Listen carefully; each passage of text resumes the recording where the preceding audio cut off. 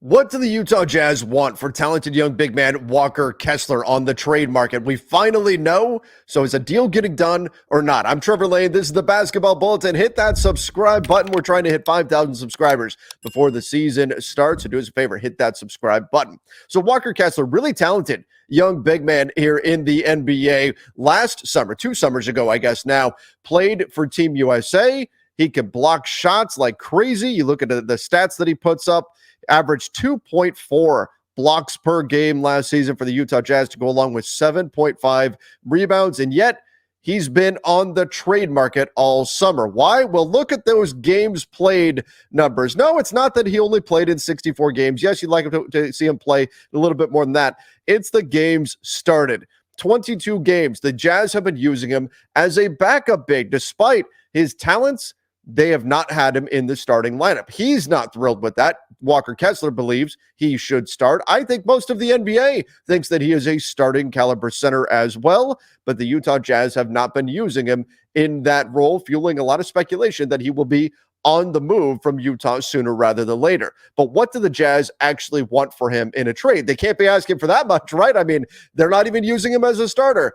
Well, this is Danny Ainge that we're talking about, and he tends to demand top dollar. According to Mark Stein on his fantastic Substack, the New York Knicks, before they traded for Karl Anthony Towns, they tried to make a move to get Walker Kessler. So before trying to make the move to get Karl Anthony Towns from Minnesota, ultimately the deal being a first-round pick from the New York Knicks, plus Julius Randle, plus Dante DiVincenzo. Of course, there were other pieces that I talked about here on this channel that were added in. The Knicks, incredible salary cap gymnastics. Credit to them for making that deal work. But this is what Stein says. It's believed that Utah wanted at least 2 future first-round picks for Walker Kessler.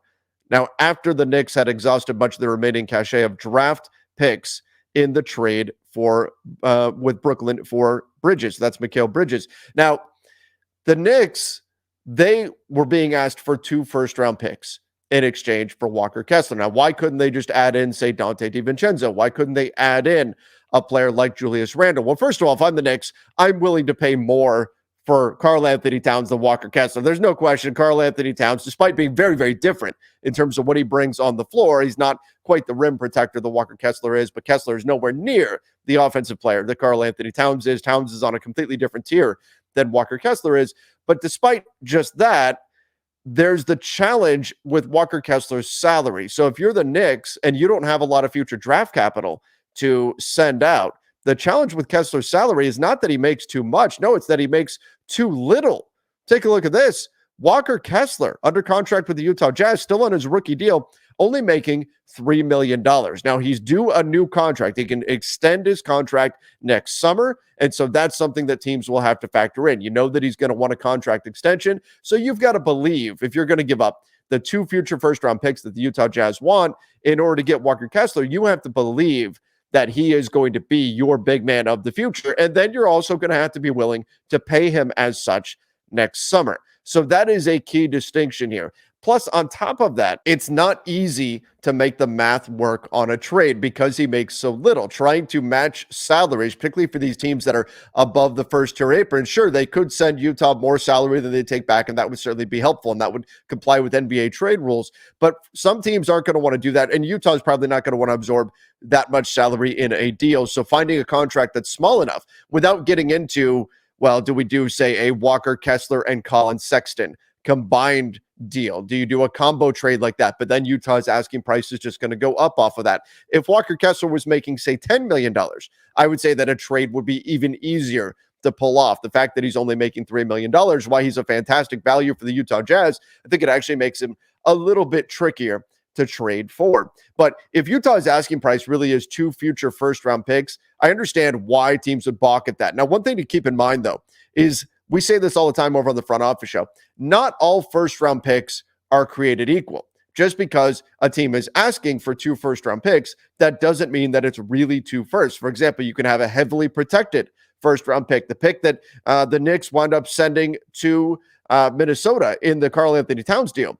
it could very well wind up being a second round pick, depending on how Detroit does, because that's going to be a heavily protected pick. So the value of it isn't the same as what it would be initially. You think, oh my gosh, the Knicks gave up a pick from the Pistons. They're a bad team. That's going to be a great pick. Well, no, it's got those protections on it, and it's most likely not going to convey for at least a couple of years. And it could be that the time limit actually runs out on it and it just becomes a second round pick. So not all picks are created equal. If it is a totally unprotected first round pick that you're giving Utah, or unprotected first round picks, those are way more valuable than some of the protected picks that are out there. So that's something to keep in mind here. Not all picks are created equal. The other thing to keep in mind is right now, there are a number of teams around the NBA that could still use a big. Yes, the Knicks got their guy, but you look at the New Orleans Pelicans. My God, they would love to have Walker Kessler. They have Daniel Tice starting at center right now. And I've got nothing against Daniel Tice. I think he's a good player, but he's 6'8".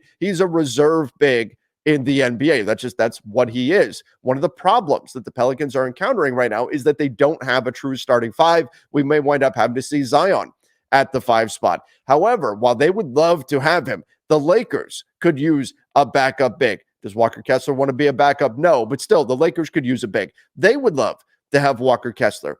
But the problem is, 2 first-round picks, it's just too steep of an asking price for a young guy like Walker Kessler. Yes, he can protect the rim.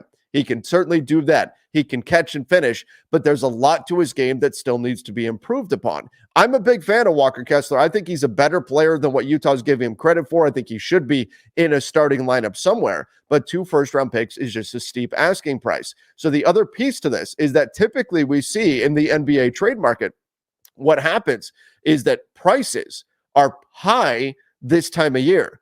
Teams don't feel that sense of urgency to get something done unless you're in the situation, say the Knicks are in, where you're trying to make a push and win right now during the season. And so that's why the Knicks felt the urgency to go ahead and give, the piece being Dante DiVincenzo was the guy they didn't want to give up in that Karl Anthony Towns trade. They went and they said, okay, we're going to cave. We'll give you DiVincenzo, and they got the deal done. But for the Utah Jazz, they're not expecting to win a bunch of games this season. So they don't have to be really worried about moving Walker Kessler right now. They can set their asking price sky high, and if somebody matches it, great.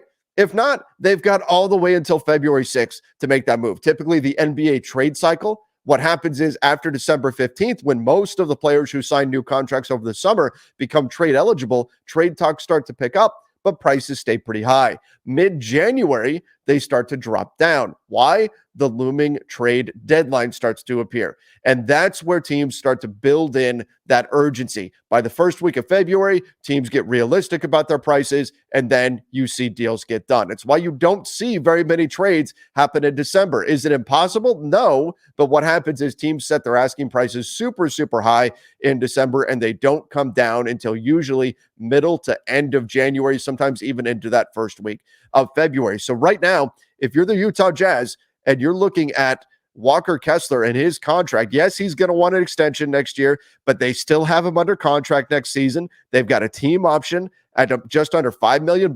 He's still going to be a bargain on that deal. So if you're the Jazz right now, there's no urgency, even with the trade deadline this year coming up. Well, I do think they'll get more realistic if they want to move on from him. If he is not happy in a backup role, I think they will get more realistic with Walker Kessler's trade price before the trade deadline. But worst case, if their price isn't met then, they still have him under contract for another year, and then they could move him. Now, going into restricted free agency, maybe that would be cause for teams to be a little bit concerned and not want to go there. So it wouldn't shock me at all if Walker Kessler gets moved this year. But if you're the Utah Jazz right now, you set the price high and you wait and you see if anybody matches it. And if not, okay, you can adjust sometime in February. But right now, they want those 2 first-round picks, and I just don't see it, especially if they are real, true, unprotected first. I'm a big fan of Walker Kessler, big fan of his game, but I just don't see anybody meeting that asking price, and that's why he is still on the Utah Jazz right now. We'll see if that's the case, though, come trade deadline. We know what the Jazz want. Do they come off of that price? If it's 1 first and a young player, I bet there's some team out there that'll do the deal, and we'll see Walker Kessler moved on. But if it's 2, especially valuable first-round picks, I think the Jazz are going to be waiting a bit to see if they can get that price. But everybody, let me know your thoughts in the comments down below. Is Walker Kessler worth 2 first-round picks? Let me know. If don't forget, subscribe to the channel.